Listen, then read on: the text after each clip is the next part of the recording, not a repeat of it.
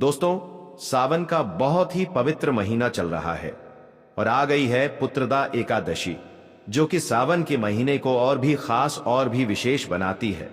मेरे पास बहुत सारे मैसेज आए, से पहले आपको समझा दूं, जो पुत्रदा एकादशी होती है ना, वो साल में सिर्फ 2 बार पड़ती है, न एक आपकी सावन महीने में आती है और एक बार और आती है। तो ये आपके पास में आखिरी मौका है, करके जरूर देखेंगे। सबसे पहले बात करते हैं इस उपाय के बेनिफिट क्या है। पुत्रदा एकादशी पे खीर के भोग लगाने का जो उपाय है, ये होता है पुत्र रत्न की प्राप्ति के लिए। जिन भी मेरी बहनों को पुत्र रत्न की प्राप्ति नहीं हो रही है या फिर संतान की प्राप्ति नहीं, मैं पुत्र गलत बोल रहा हूं, अगर आपको संतान की प्राप्ति नहीं हो पा रही है तो आप इस उपाय को करके देखिएगा, ठीक है ना। चलो आगे हम लोग और उपाय की बात करेंगे। पहले इसकी बात करते हैं। आपको अपने घर में इस तरीके से बनाना होगा खीर। अब कहोगे भैया एकादशी का दिन है तो खीर हम कैसे बना सकते हैं। आप खीर बना सकते हो, खा नहीं सकते, इस चीज का ध्यान रखिएगा, ठीक है ना मित्रों। तो आपको खीर बनाना है। खीर के साथ में हमें जरूरत होगी 2 बेलपत्र। कितनी दो, तो आपको इस प्रकार से लेना है और कहीं से कटी फिटी ना हो, है ना। इस उपाय को पति और पत्नी दोनों साथ में करेंगे, इस चीज का ध्यान रखिएगा, है ना। किसी भी प्रकार से अपने हस्बैंड को मना लो, अपनी वाइफ को मना लो, कैसे भी करके, बट दोनों साथ में ही करेंगे, ठीक है ना। 2 बेल पतराम के लोटे में जल को लेके महादेव के शिवलिंग के पास में, ठीक है ना। ये उपाय मंदिर में ही करना है दोस्तों, घर पे नहीं करना, समझने की कोशिश करिएगा। फेस रखेंगे उत्तर दिशा, नॉर्थ डायरेक्शन। पुत्रदा एकादशी पे महादेव के शिवलिंग के पास पहुंच के सबसे पहले एक आपको घी का दिया गोल बत्ती का लगाना होगा। महादेव का ध्यान करके, है ना, पहले पहुंच के दीपक लगा दो। अब आपके पास में 2 बेलपत्र हैं, है ना। आप चाहो तो 2 बेलपत्र घर से लेके जा सकते हो, या फिर जो बेलपत्र महादेव के शिवलिंग के ऊपर पहले से छड़ी हो उसका भी इस्तेमाल कर सकते हो, ठीक है ना। 2 की दोनों बेलपत्र को एक हस्बैंड चढ़ाए और एक बेलपत्र जो वाइफ होंगी, पत्नी होंगी, वो चढ़ाएंगे, ठीक है ना। बेलपत्र को समर्पित करने के बाद में जो आपने घर से खीर बनाया है मित्रों, उस खीर का भोग महादेव के शिवलिंग को टच करा देना, ठीक है ना। और टच करा के फिर महादेव के शिवलिंग के पास में ही रखना, पूजन करना, महादेव से विनती करना, प्रार्थना करना। और उसके बाद में ये जो 2 बेलपत्र आपने चढ़ाए थे, इसको उठा करके आप अपने घर पे लेके चले जाओ, ठीक है ना।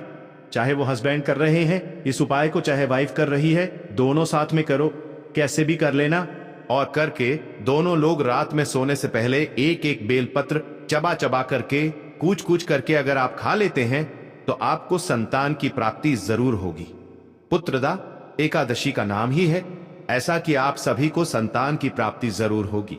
जिन भी मेरे भाई बहन को इस प्रकार से समस्याएं आ रही हैं मित्रों, उनको संतान का सुख नहीं मिल पा रहा, ठीक है ना, करके जरूर देखिएगा। और अगर आप इस वीडियो को शेयर भी करिएगा बहुत ज्यादा लोगों के पास, ठीक है। अब हम लोग बात करते हैं पुत्रदा एकादशी पे कुछ और उपाय की करने की। दूसरे उपाय की हम लोग बात करते हैं और वो होगी इच्छा पूर्ति को लेके ना। अब वो इच्छा चाहे आपके बच्चों की इच्छा हो, चाहे आपकी खुद की इच्छा हो, आपके हस्बैंड की इच्छा हो, आपकी वाइफ की इच्छा हो, किसी की भी मनोकामना है तो आप इस उपाय को करेंगे, ठीक है ना। उसके लिए आपको लेना होगा शमी का पत्ता, है ना। चाहे यहाँ पे 2 ऑप्शन है, चाहे तो आप शमी का पत्ता ले सकते हो, और शमी का पत्ता नहीं मिलता तो बेलपत्र का पत्ता ही ले सकते हो, ठीक है ना। लेकिन चाहे आप बेलपत्र तोड़ रहे हो या फिर शमी पत्र तोड़ रहे हो या फिर शमी पत्र बेलपत्र खरीद रहे हो, किसी से ले रहे हो, जब लोग किसी से खरीदोगे, किसी से तोड़ोगे कहीं से, तो वहां पे आपको केदारेश्वर महादेव के नाम से लेना होगा मित्रों। किसके नाम से लोगे? केदारेश्वर महादेव के नाम से उसको लेंगे या फिर खरीदेंगे। उसको लेकर के फिर एक आपको तांबे के लोटे में जल भरिए अपने घर से और सीधा पहुंचना होगा महादेव के शिवलिंग के पास में। आपके पास में या तो एक बेलपत्र होगी या तो आपके पास में एक शमी का पत्ता होगा, ठीक है ना। दोनों में से कुछ तो होगा। क्या करिएगा? इन दोनों में से जो कुछ भी है मित्रों, अब आपने तो लिया है किसके नाम से? केदारेश्वर महादेव के नाम से। लेकिन जब आप इसे चढ़ाओ ग महादेव के शिवलिंग के ऊपर, तो डोलेश्वर महादेव, फिर से बोल रहा हूं, नाम को नोट कर लीजिएगा। कौन से महादेव? डोलेश्वर महादेव के नाम से उस बेलपत्र को महादेव के शिवलिंग के ऊपर समर्पित करके और उसके बाद में फिर एक लोटा शुद्ध जल तांबे के लोटे से श्री शिवाय नमस्तुभ्यम का जप करके समर्पित करिएगा। जो आपकी मनोकामना हो, जो आपके विशेष हो, बहुत दिनों से अधूरी है, जिसके लिए आप बहुत दिनों से परेशान चल रहे हैं, उस कामना का ध्यान करते हुए अगर आपने इस उपाय को पूरे नियम और विधि विधान के साथ कर लिया तो वर्षों पुरानी जो भी आपकी मनोकामना होगी पूरी जरूर होगी। ठीक है ना? एक बार रिवाइज करा रहा हूं, बहुत ध्यान से सुनिए। जब बेलपत्र या समीपत्र तोड़ोगे मित्रों, लोगे खरीदोगे तो केदारेश्वर महादेव, और जब उसी बेलपत्र को चढ़ाओगा तो किसके नाम से? डोलेश्वर महादेव। ठीक है ना? नियम समझ करके ही उपाय किया करिए तो आपको जल्दी फायदा मिलेगा। अब जो उपाय आपको बताने जा रहा हूं, यह उपाय स्पेशली किसके लिए है? ये होगा आपके बच्चों के लिए, है ना? बहुत ही ध्यान से समझिए जो चीज बताने जा रहा हूं, लेकिन उससे पहले जल्दी से कर दीजिए वीडियो को लाइक, और जिसने अभी तक चैनल को सब्सक्राइब नहीं किया तो जल्दी से करिएगा चैनल को सब्सक्राइब। ठीक है ना? देखो, जैसे मान लीजिए कि आपके बच्चे आपका कहना नहीं मानते हैं मित्रों, गलत संगति में चले गए हैं, पढ़ने के लिए नहीं बैठते, उनका मन पढ़ाई में नहीं लगता, दिन भर गेम खेलना, फोन यूज करना, टीवी देखना, ऐसी सिचुएशन आपके घर में अगर बनी है ना तो आप इस उपाय को जरूर करेंगे। ठीक है ना? देखो स्क्रीन पे आपको शहद दिख रहा है, तो आपको भी क्या करना है, बस 1 चम्मच के आसपास शहद ले लो। 1 चम्मच ले लो या फिर 2 चम्मच शहद ले लो। शहद को लेने के बाद में आपको लेना होगा एक रुद्राक्ष। अब ये वही उपाय है जो हमें 9 मुखी रुद्राक्ष से करना है। अब 9 मुखी रुद्राक्ष लेंगे, शहद लेंगे और सीधा एक तांबे के लोटे में जल को भरिए और पहुंच जाना महादेव के शिवलिंग के पास में। तरीका समझिए जो बताने जा रहा हूं।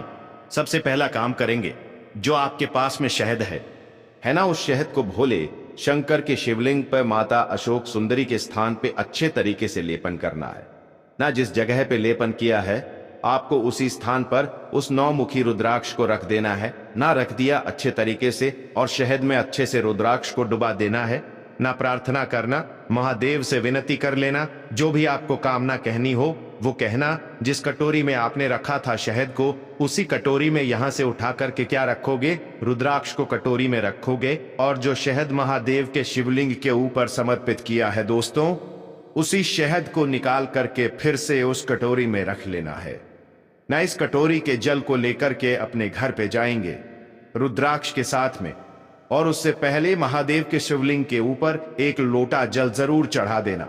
घर पहुंच गए। घर पहुंचने के बाद में आपको रुद्राक्ष को अच्छे से धुल करके जिस स्थान से उठाया था वहां पे रख दो, और उसके बाद में इसका जो शहद होगा वो आपको 9 दिनों तक आपको अपने बच्चे को किसी भी चीज में मिक्स करके या फिर ऐसे भी करके आप चट्टाना स्टार्ट कर दो मित्रों। उसकी जो गलत संगति होगी, गलत आदत होगी, गलत हैबिट होगी, वो सुधरना स्टार्ट हो जाएगी। ठीक है ना? करके जरूर देखेंगे। और हां, जरूरी नहीं कि इस उपाय को आप चाहो तो बच्चे के लिए कर सकते हो। कोई बड़ा अगर है, वाइफ है, हस्बैंड है, कोई भी है, गलत संगति में है, उनके लिए भी कर सकते हो। ठीक है ना? चलो अब बात करते हैं इस वीडियो के सबसे आखिरी और बहुत ही छोटे से उपाय की, जो कि हमें करना होगा मक्खन के साथ में। यह भी आपके बच्चों को, आपके हस्बैंड को, आपकी वाइफ को सुधारने के लिए ही है ना? समझने की कोशिश करिएगा। यहां पे फिर से क्या दिख रहा है आपको? मक्खन मार्केट में बहुत ज्यादा मात्रा में मक्खन मिल जाएगा, तो आपको थोड़ा सा मक्खन लेना। मक्खन के साथ में आपको तांबे का लोटा लीजिएगा, उसमें जल भरिए दोस्तों, और सीधा पहुंच जाना फिर से महादेव के शिवलिंग के पास में, है ना? हमने क्या किया था? हमने पहले उपाय में माता अशोक सुंदरी के स्थान पे लेपन किया था शहद का, लेकिन इस उपाय में आपको उस मक्खन का लेपन करना है महादेव के शिवलिंग के ऊपर अच्छे तरीके से करना, और इस कामना से करेंगे, हे शिव शंभु भोलेनाथ, हमारे घर में इस तरीके से समस्याएं हैं, लोग बिगड़े हुए हैं, गलत संगति में हैं, आप इन्हें ठीक कर दें। करने के बाद में आपको इस मक्खन को यहां से निकाल करके किसी छोटी सी कटोरी में रोक लेना। जब मक्खन को आप निकाल रहे हो तो महादेव से यह विनती करेंगे कि हे शिव शंभु, हम इसे औषधि के तौर पे ले रहे हैं, और लेकर के कटोरी में रोक लेना। फिर इस कटोरी को लेकर के घर जाएंगे दोस्तों। उससे पहले एक लोटा शुद्ध जल तांबे के लोटे से श्री शिवाय नमस्तुभ्यों का जप करके समर्पित करिएगा। अब आपको इस मक्खन को 11 दिनों तक, जो शहद वाला उपाय था उसे 11 दिनों तक खिलाना है, लेकिन जो मक्खन वाला उपाय होगा इसे आपको 11 दिनों तक खिलाना है। अपने बच्चे को या फिर जो व्यक्ति आपके घर में चिड़चिड़ा या फिर बहुत क्रोध करता है न फ्रिज में रख दीजिएगा और डेली इस्तेमाल आप करके देख लीजिएगा, आपको बहुत फायदा मिलेगा, है ना। किसी चीज में मिला दो, चाहे ब्रेड में लगा दो या फिर किसी भी चीज में खिला सकते हो, ठीक है ना।